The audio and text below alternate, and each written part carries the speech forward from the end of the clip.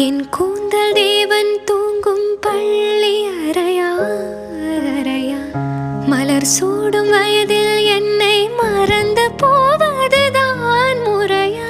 நினைக்காத நேரம் இல்லை காதல் ரதியே உன் பேரை சொன்னால் போதும் நின்று வழிவிடும் காதல் நதியே. என் சுவாசம் உன் மூச்சில், உன் வார்த்தையின் பேச்சில், 5-6 நூற்றாண்டு வாழ்வோம் என் வாழ்வேவா. மலர்களே மலர்களே இது என்ன கனவா? மலைகளே மலைகளே இது என்ன நினைவா?